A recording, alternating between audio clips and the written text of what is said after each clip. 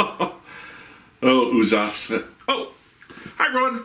Welcome back to Brian Reads Comics. I'm your host, Bran Heinz, and this is Brian Reads Comics for November of 2023. Of course, we're in the middle of December right now, so I hope everyone had very happy holidays. And as a gift to me, there's one of 4 things you can do, or even all 4 things. I'm not greedy, but hey, I'm not going to say no. You can like this video, you can subscribe to this channel, you can click the bell for notifications, and best of all, you can check out my Patreon page. It's patrons like you who help these videos get made. So let's dive right in with the first quickie review for November 2023. It's Giant Robot Hellboy number 2. So, the first issue, set in the 1960s, sees a shady British government agency kidnap Hellboy, knock him out, hook him up to a computer, and then they drop a giant Hellboy-shaped robot on an island crawling with kaiju. Said giant robot then proceeds to attack the kaiju as a British secret agent named Gian infiltrates an abandoned lab on the same island. Issue 2 offers more of the same. The team of scientists monitoring Hellboy unlock an upgrade into his robot form, and he's able to launch missiles at a giant lizard, defeating it. Meanwhile, Gian and her handlers find a lab that was using a material that fell from space to create these monsters, but the lab's main goal was to open a portal to another dimension using that material. Seems like the kaiju are just a byproduct of the process. Gian turns off her camera so she can secretly look through the files when she's attacked by enormous, although not kaiju-sized, spiders. They previously attacked her in the first issue. Robo Boy uses a flamethrower to take on a kaiju mantis, kaiju eel, and kaiju octopus. Then he gets his butt kaiju kicked. When his arm gets ripped out, the trauma awakens the real Hellboy enough that he goes on a rampage destroying the lab. Meanwhile, the robot, now without Hellboy plugged in, is still fighting, even as a group of fantastic warriors appear on the screen, though not at the battle. They include Thor, King Arthur, and Hellboy's old enemy, Koshi. Okay, so during the pandemic, Hellboy creator Mike Mignola was creating a whole bunch of one-off illustrations that were then auctioned off for charity. One of those illustrations was a giant mecha Hellboy. That illustration was the basis for this miniseries written by Mike Mignola and illustrated by Duncan Fegredo with colors by Dave Stewart. You may remember I previously reviewed this team on Comic Book Issues when I reviewed the one-shot Hellboy, the Beast of Vargu. In my opinion, Duncan is one of the top 3 Hellboy artists. It goes Mignola, Fegredo, and then the late Richard Corbett.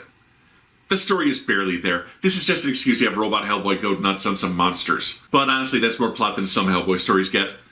I'm buying this one for the art, folks, and it's a fun, inconsequential read. Let's just say if you're a Hellboy fan, you're probably already reading this comic, and if you're not, pick it up anyway. It's a fun book that doesn't require a lot of prior knowledge about Hellboy to enjoy it.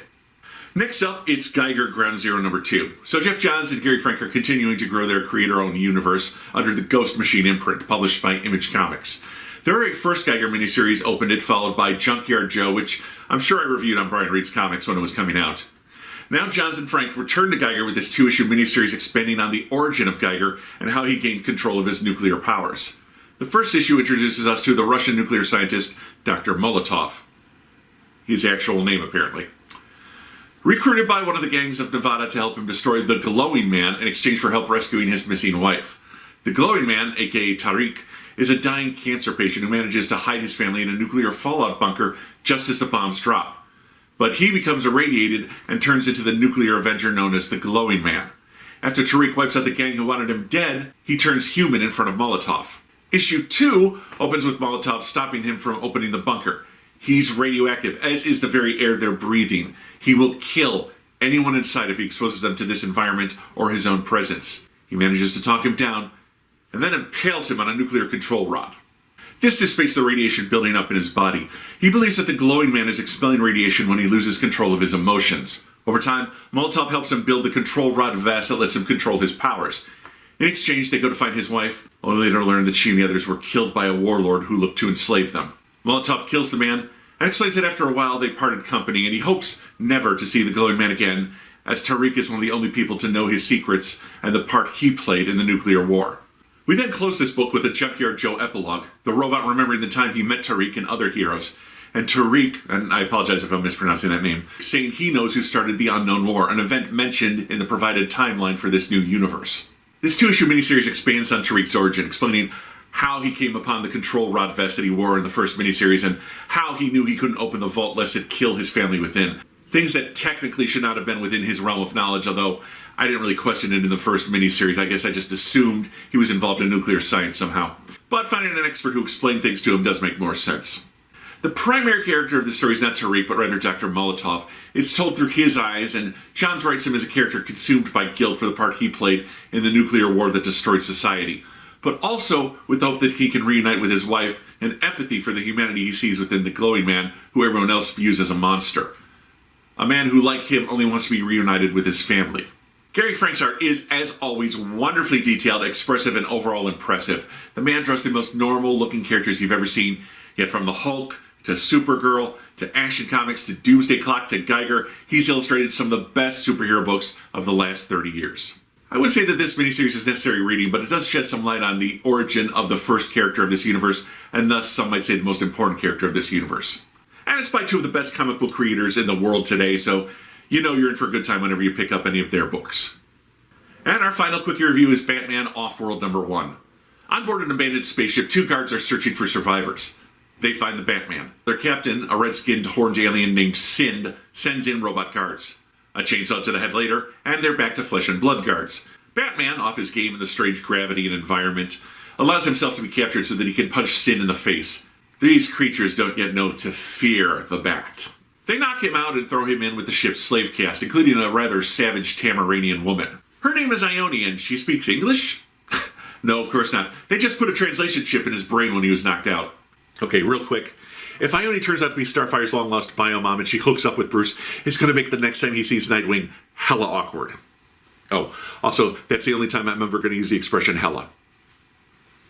These creatures are kept alive to clean asteroids out of the ship's star drives, a task every bit as hazardous as it sounds. We learn Bruce purchased this prototype space shuttle to fly out into space.